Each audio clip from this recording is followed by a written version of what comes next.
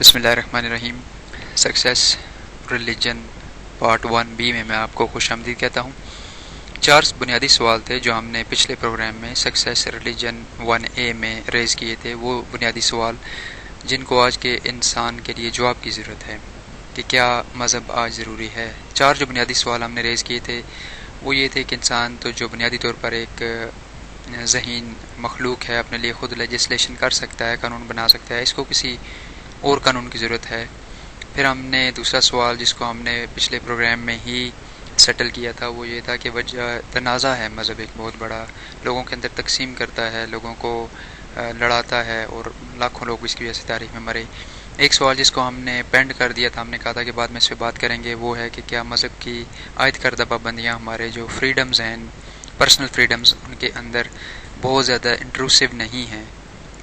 اور جو سوال آج ہم ڈیل کرنے جا رہے ہیں وہ آخری سوال تھا، اور وہ یہ تھا کہ جدید دور میں کیا آج کے سائنس، ٹیکنالوجی، انفارمیشن ٹیکنالوجی اور جو چیزیں اتنی زیادہ ہو چکی ہیں، ہم سب کو پتہ ہے کہ آج سائنس کہاں پہ کھڑی ہے، اور اگر ہم اس کو کمپیئر کریں جو آخری پیغمبر آج سے 1400 سال پہلے آئے تھے اس زمانے کے ساتھ، تو کیا آج کے دور میں کوئی جگہ بنتی ہے مذہب کے لیے ہماری پرسنل لائفز میں، ہماری سوشل لائفز میں؟ اور اسی سوال کا انشاءاللہ ہم جواب دینے کی کوشش کریں گے یہاں پہ۔ بہت سارے لوگوں کا خیال ہے کہ مذہب کی ضرورت اس وقت تک تھی جب تک ہمیں چیزوں کی سمجھ نہیں آ سکی تھی۔ بپھرے ہوئے سمندر ہمیں ڈرا دیتے تھے، چاند گرہن، سورج گرہن سے ہم ڈر جاتے تھے، جب کائنات کی وسعتیں ہمیں بے بس کر دیتی تھیں اور ستارے ہمارے لیے ایک سربستہ راز تھے، تو اس وقت شاید ہمیں مذہب کی ضرورت تھی، جب ہمارے پاس استعمال کی چیزیں بہت کم تھیں۔ آج جب ہم ایک چھوٹے سے پرس سے لے کے یا ان سے بھی چھوٹی چیزیں، ٹوتھ پیسٹ وغیرہ، ٹوتھ برش وغیرہ سے لے کے بوئنگ تک، ان کے درمیان جتنے بھی چیزیں آپ سوچ سکتے ہیں وہ ساری غیر نیچرل یا جو غیر قدرتی ذرائع ہیں، جو ہمارے کیمسٹ ہیں انہوں نے ہمارے لیے ہر چیز بنا کے ہمیں دے دی ہے۔ اسی طرح اگر ہم زندگی کی بات کریں تو زندگی کے اندر ہم جانتے ہیں کہ کروموسوم کو ڈی کوڈ کیا جا چکا ہے، اور شاید کچھ ہی عرصہ لگے تو ہمیں جو انسانی اعضاء ہیں وہ شاید ہمارے لیے، شاید بہت بڑا شاید ہے کہ وہ شاید ہمارے لیے تیار ہو سکیں۔ ڈالی شیپ ایک بہت بڑی اچیومنٹ تھی کہ جی ڈالی شیپ کو بنا لیا گیا ہے، اور اس وقت ٹائم نہیں ہے کہ ہم ان کی ڈیٹیلز میں جائیں کہ یہ اچیومنٹس بیسیکلی ہیں کیا۔ اسی طرح اگر ہم انفارمیشن ٹیکنالوجی کی بات کریں، الیکٹرانکس کی بات کریں، تو میزلز بن گئے ہیں، جدید طیارے بن چکے ہیں، انٹرنیٹ نے ہماری زندگیوں کو بہت آسان کر دیا ہے۔ اب آپ یہاں پہ بیٹھے ہوئے امریکہ میں بیٹھے ہوئے جو لوگ ہیں ان سے ویڈیو چیٹ کر سکتے ہیں، اور ویب پر بہت کچھ ہو رہا ہے، B2B بزنس جس کو کہتے ہیں، کہ دنیا کے بڑے بڑے کام سارے جو ہیں وہ ویب پہ ہو رہے ہیں۔ آپ بازار بھی نہ جائیں، آپ کچھ بھی نہ کریں، آپ ہر چیز آپ کے گھر اویلیبل ہو سکتی ہے۔ تو سائنس نے یقیناً بہت زیادہ ترقی کر لی، اور یہ اپنے آپ میں بہت بڑی اچیومنٹس ہیں۔ بہت بڑے بڑے بحری بیڑے بن چکے ہیں۔ انٹرنیٹ نے تو ایک بہت بڑا انقلاب برپا کر دیا ہے۔ انفارمیشن ٹیکنالوجی کو استعمال کرتے ہوئے نہ صرف یہ کہ دنیا ایک واقعی گلوبل ولیج بن چکی ہے جس میں انسانوں سے رابطہ اور حالات کو اپنے حالات پر نگاہ رکھنا بہت آسان ہو گیا ہے، اور وہ چیزیں جن کو پہلے ایک دوسرے تک پہنچنے میں مہینے اور ہفتے لگا کرتے تھے، ابھی 2 لوگ آمنے سامنے بیٹھ کے بات بھی کر سکتے ہیں اور بہت کچھ ایکسچینج ہو سکتا ہے۔ دنیا کے اندر اس وقت بہت بڑی مارکیٹ بن چکی ہے، سافٹ ویئر کے ذریعے سے، انٹرنیٹ کے ذریعے سے آپ یہاں بیٹھے ہوئے امریکہ سے چیزیں خرید سکتے ہیں، اور ویسٹ کے اندر اسپیشلی جو ہے ہارڈ کرنسی وہ ختم ہو چکی ہے۔ سافٹ کرنسی جن کو ہم ڈیبٹ اور کریڈٹ کارڈز کہتے ہیں، ان کے استعمال سے آپ گھر بیٹھے دنیا کا ہر کام کر سکتے ہیں۔ تو ایک طرح سے سائنس نے ہمارے جتنے بھی فٹیگز تھیں، جتنے بھی کام تھے، ان کو ختم کر دیا ہے، ہمیں ایک دوسرے کے بہت قریب لے آئی ہے۔ اور ان ساری چیزوں کے ہوتے ہوئے کیا ہمیں مذہب کی ضرورت ہے؟ جو لوگ سائنس سے بہت زیادہ متاثر ہوئے ہیں انہوں نے یہ سمجھا کہ سائنس کے آنے سے مذہب ختم ہو جانا چاہیے، کیونکہ اب ہمیں چیزوں کی سمجھ آ گئی ہے، یا شاید مذہب اور سائنس کا مقابلہ تھا جن میں سے کسی ایک نے جیتنا تھا، کسی ایک نے ہارنا تھا۔ جب تک سائنس نہیں تھی مذہب نے ڈومینیٹ کیا، اور جب مذہب جو ہے، اب سائنس جو ہے وہ بڑی ہو گئی ہے، ہمیں چیزوں کی سمجھ آ گئی ہے، تو اب دونوں میں سے ایک چیز رہ سکتی ہے۔ یہ شاید ساری سمجھ کی غلطیاں ہیں۔ کیا ہمیں کسی چیز کا سمجھ آنے کے بعد اس کی ضرورت رہتی ہے یا نہیں رہتی؟ اگر ہم ایک چھوٹی سی مثال لیں، ہم سارے جب چھوٹے ہوتے ہیں ہمیں کوئی احساس نہیں ہوتا کہ ہم اس دنیا میں کیسے آئے ہیں۔ ہمارے والدین ہم سے پیار کرتے ہیں، ہم ان سے پیار کرتے ہیں، وہ ہمیں بڑا کرتے ہیں، محنت مزدوری کرتے ہیں، اور پھر جب ہم بڑے ہو جاتے ہیں تو ہمیں علم ہو جاتا ہے، ہمارے علم میں یہ بات آتی ہے کہ ہمارے والدین کی کس طرح سے شادی ہوئی اور کس طرح سے اللہ تعالیٰ نے ان کو اولاد سے نوازا اور ہم پیدا ہوئے۔ پھر ہمیں یہ احساس ہوتا ہے کہ ہمارے والد نے کتنی محنت کی، ہماری والدہ نے کتنی تکلیفیں اٹھائیں۔ اب یہ ساری چیزیں جب ہمیں پتہ چلتی ہیں تو کیا ہم یہ کہیں گے کہ اب ہمیں والدین کی ضرورت اس لیے نہیں رہی کہ ہمیں ساری چیزوں کی سمجھ آ گئی ہے؟ بالکل نہیں ہوگا، بلکہ اس طرح ہوگا کہ ہمارے نزدیک ہمارے پیرنٹس کی، ہمارے والدین کی قدر اور اہمیت بڑھ جائے گی۔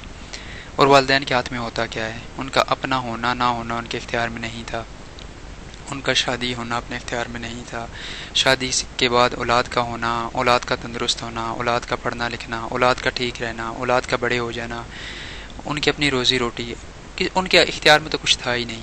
لیکن اس کے باوجود اس چھوٹی سی مثال سے ہمیں یہ احساس ہوتا ہے کہ ہم پھر بھی ان کی عزت کرتے ہیں۔ تو اس کی عزت کیوں نہ کی جائے کہ جس نے یہ سارا نظام پیدا کیا ہے۔ آئیے اب ہم دیکھتے ہیں کہ بنیادی طور پر سائنس نے مذہب کے مقابلے میں کیا کیا ہے۔ اگر ہم بات کریں یونیورس کی کہ انسان نے آج یونیورس کو سمجھ لیا ہے، اس کی وسعتوں کو جان گیا ہے، آج انسان سمندر کی ٹھاٹھیں مارتی ہوئی لہروں کو سمجھ چکا ہے، آج انسان سورج چاند گرہن کو سمجھ چکا ہے، تو اس میں چینج کیا ہوا ہے؟ اس کے سمجھنے سے کون سی چیز میں فرق پڑا ہے؟ ایکلپس تو آج بھی ہوتا ہے، سمندر آج بھی ٹھاٹھیں مارتا ہے، سمندر آج بھی نقصان کرتا ہے، سونامی کی مثال ہمارے سامنے ہے۔ کائنات کی وسعتوں کو دیکھ کر انسان کو اپنی کم مائگی کا، اپنے مزید چھوٹا ہونے کا احساس بہت زیادہ ہو جانا چاہیے، نہ کہ چیزیں اس کی الٹ ہونی چاہیے۔